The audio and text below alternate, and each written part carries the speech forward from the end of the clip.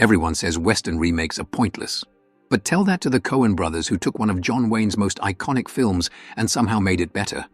Or to Paul Newman, who shocked everyone playing a sadistic outlaw in a forgotten Kurosawa remake.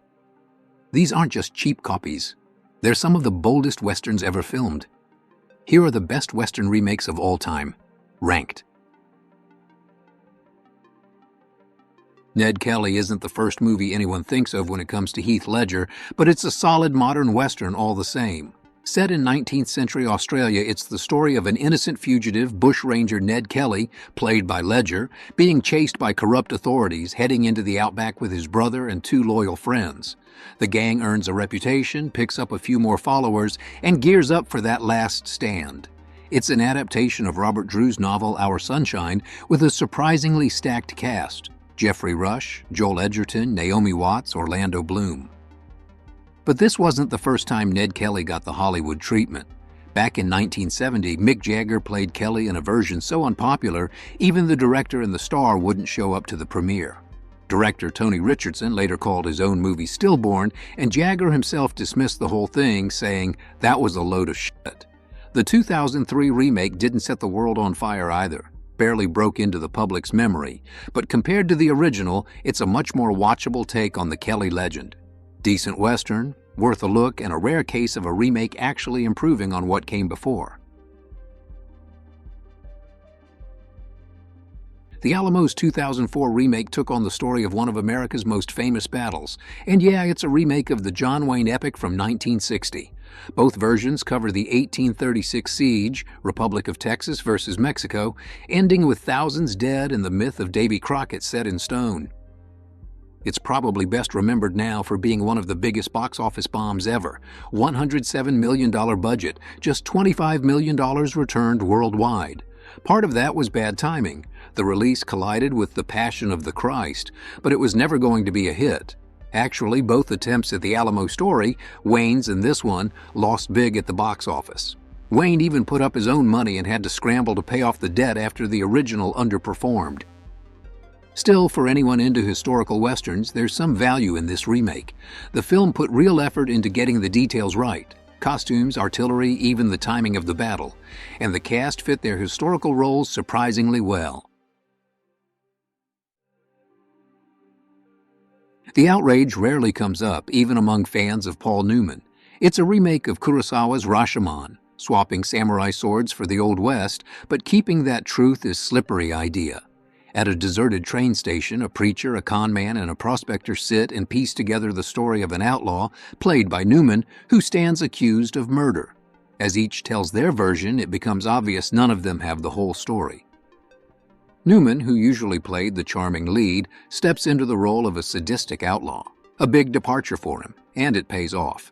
He reportedly wasn't interested at first, but once he found out his old rival Marlon Brando had passed on the role, he changed his mind. The outrage follows Rashomon's structure closely, though critics later pointed out that, unlike the original, the American version actually resolves the mystery, which changes the feel of the whole story. But it's still a thoughtful Western, and Newman's performance makes it stand out. Stagecoach never escaped the shadow of John Ford's original, but it did what any decent remake should do: tried to put a new spin on the material. Set in 1880 Wyoming, a group of strangers ride a stagecoach through hostile territory, facing threats from all sides, mostly American Indians on the warpath. The film pulls together a cast of familiar names: Anne Margaret, Bing Crosby, Red Buttons, Slim Pickens. The 1966 version goes for bright Technicolor and even throws in a catchy Wayne Newton title song. But in the end, nobody's pretending this remake is better than the 1939 classic. Reviews called it a pale imitation, and most fans agree. But for what it is, a Western with some decent performances and a little comic relief, it's perfectly watchable.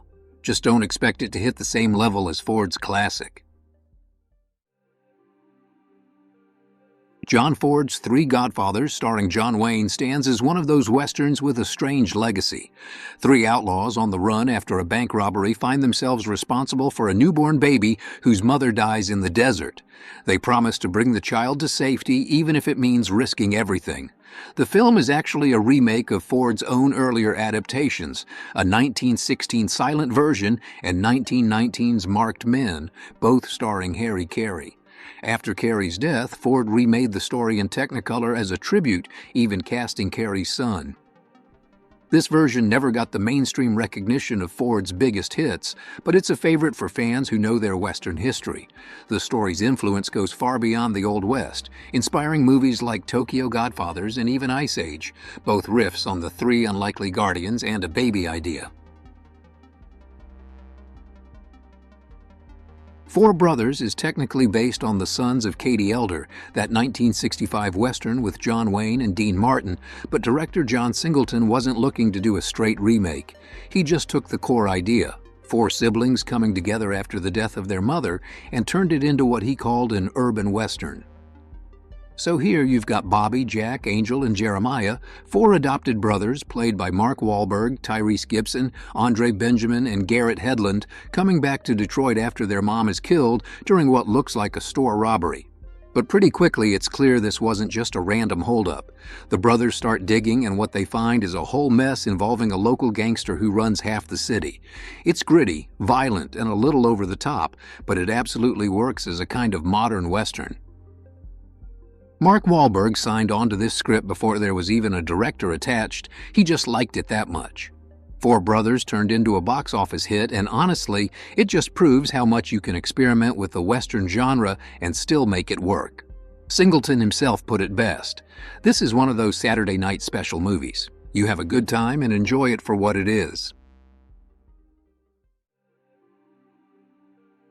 The Magnificent Seven remake from 2016 is the kind of movie that probably wasn't ever going to outdo the original, but it didn't embarrass itself either. They put together a star-studded cast with Denzel Washington, Chris Pratt, Ethan Hawke, and gave it a slick, modern Western look. The whole story goes back to Kurosawa's Seven Samurai, which John Sturges reworked in 1960 as the first Magnificent Seven, turning samurai into cowboys and landing one of the all-time Western ensembles, Charles Bronson, Steve McQueen, Yul Brynner, James Coburn. The 2016 version keeps the bones of that setup, but shakes things up a bit. Now you've got a ruthless industrialist taking over Rose Creek, and Denzel's character is the lawman who puts together a crew to push back.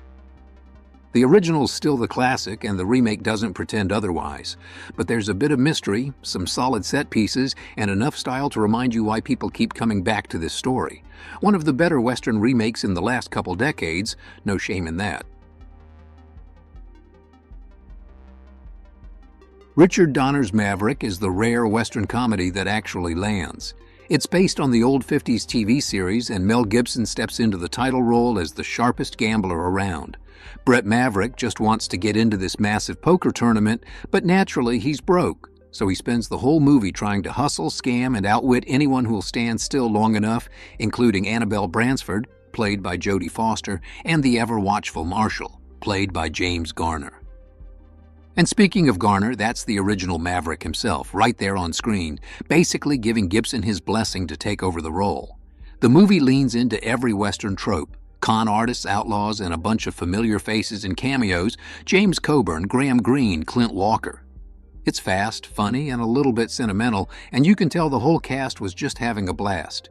James Coburn, even with his arthritis, pushed through every scene. The guy never once complained. Garner summed up the energy on set perfectly. It's going to be a kick.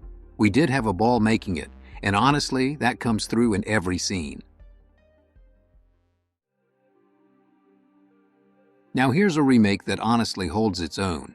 The original came out in 1957 based on Elmore Leonard's short story and is one of those films that's always mentioned among the all-time great westerns. James Mangold's remake doesn't try to copy it, but you can tell it's made by people who actually love the original. Russell Crowe is Ben Wade, the outlaw who's finally been caught, and Christian Bale is Dan Evans, the rancher who desperately needs the money and agrees to get Wade on the train to Yuma before his gang shows up.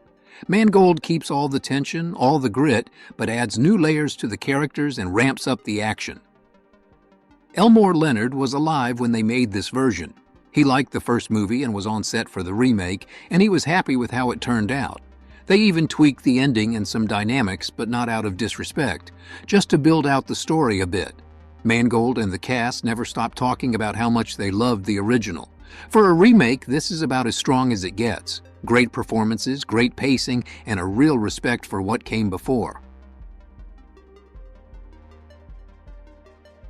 True Grit from the Coen brothers is in a different league altogether. Most people remember the John Wayne original, and rightfully so, it's iconic. But in 2010, the Coens brought together Jeff Bridges, Haley Steinfeld, Josh Brolin, and Matt Damon and just knocked it out of the park. Haley Steinfeld plays Maddie Ross, who hires Rooster Cogburn to track down her father's killer, and they end up teaming with a Texas Ranger for the hunt. It's every bit as tough and unsentimental as the original, but the Coens managed to add their own touch, elevating the story in a way that actually gets the most out of the material. 10 Academy Award nominations, including Best Picture and Best Actor, says it all. The movie didn't win, but honestly, the nominations were the recognition. It's not easy to remake something with this much history, especially a John Wayne movie, but if anyone was going to do it justice, it was the Coens. And they did.